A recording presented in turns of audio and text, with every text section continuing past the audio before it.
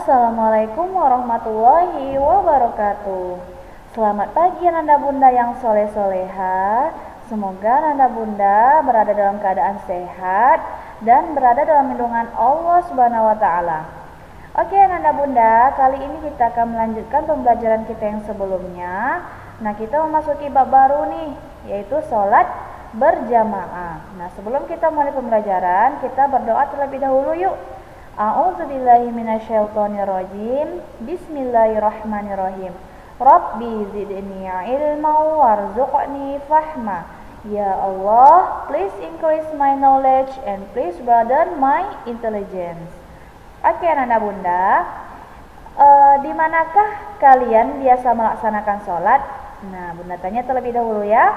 Nah, di rumah atau di masjid? Sudahkah kamu dapat melaksanakan sholat dengan tenang, tidak bersenda gurau dan bermain-main saat sholat? Ayo dijawab pertanyaan Bunda.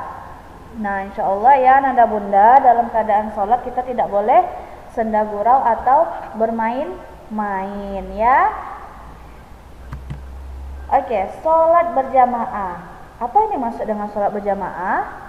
Sholat berjamaah itu yaitu sholat yang dilakukan secara bersama-sama yang dituntun oleh seorang imam. Apabila dua orang sholat bersama-sama dan salah seorang di antara mereka mengikuti yang lain, maka dinamakan sholat berjamaah. Nah, ini sering kita lakukan ya Nanda ya, ketika sebelum pandemi COVID kemarin, kita selalu melaksanakan sholat duha secara berjamaah. Nah, ini sangat baik sekali untuk dilakukan ya sholat berjamaah ini ya.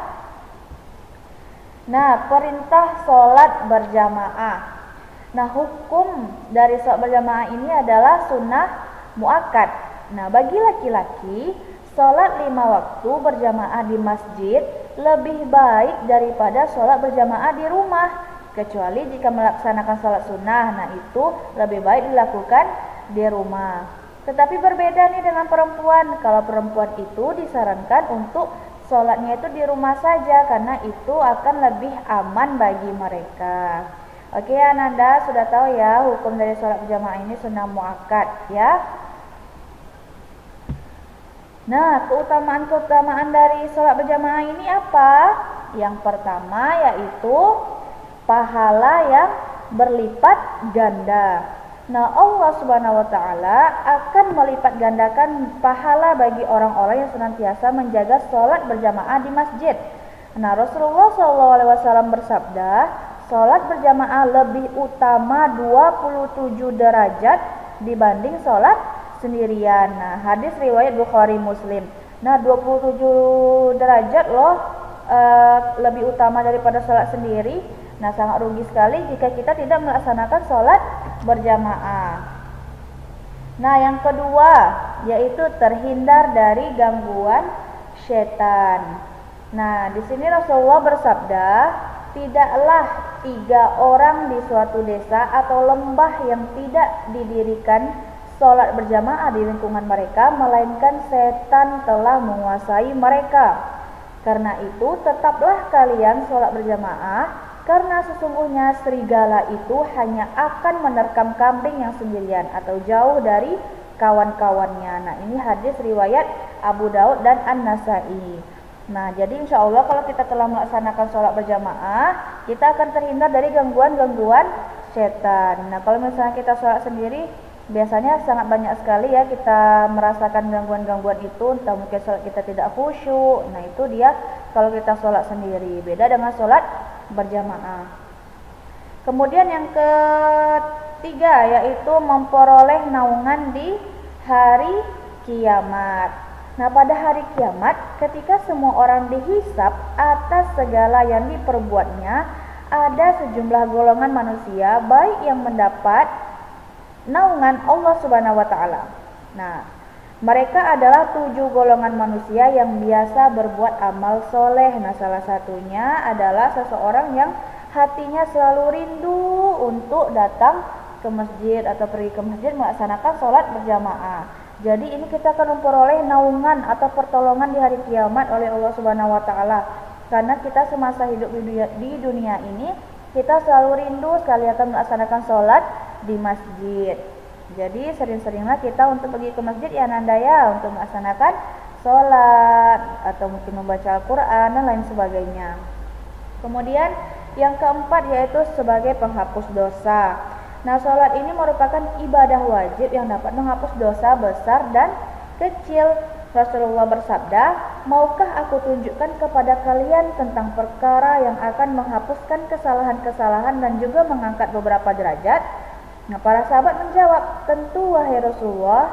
Beliau bersabda, menyempurnakan wudhu pada saat yang tidak disukai, banyak melangkah ke masjid-masjid, dan menunggu sholat setelah melaksanakan sholat. Maka itulah artibat, yaitu berjuang di jalan Allah. Nah, jadi sangat banyak sekali ya keutamaannya ya.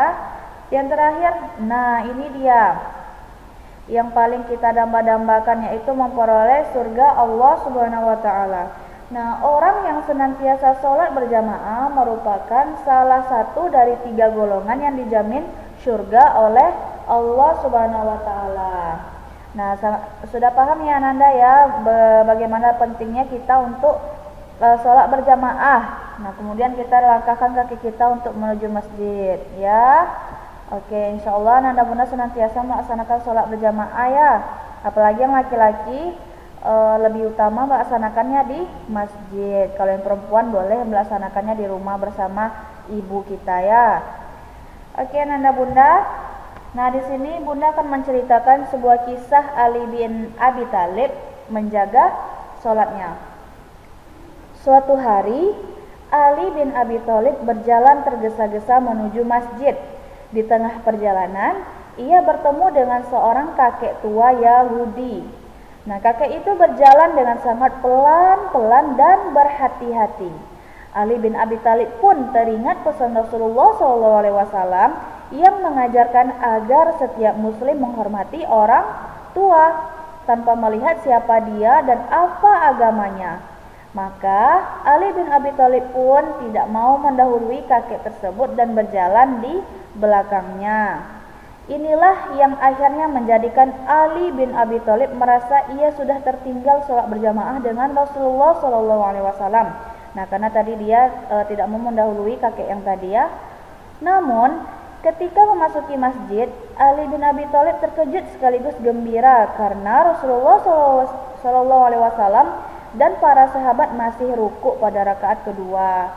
Ini berarti Ali bin Abi Thalib masih punya kesempatan untuk mendapatkan keutamaan sholat berjamaah walaupun waktu subuh sudah akan habis. Setelah sholat, para sahabat bertanya kepada Rasulullah SAW tentang tidak biasanya Rasulullah rukuk begitu lama. Rasulullah pun menjelaskan bahwa saat ia sholat, malaikat Jibril menahan punggungnya sehingga ia tidak bisa bangun untuk berdiri iktidal. Nah, ia kisah inspiratif dari Ali bin Abi Thalib tentang menjaga sholatnya.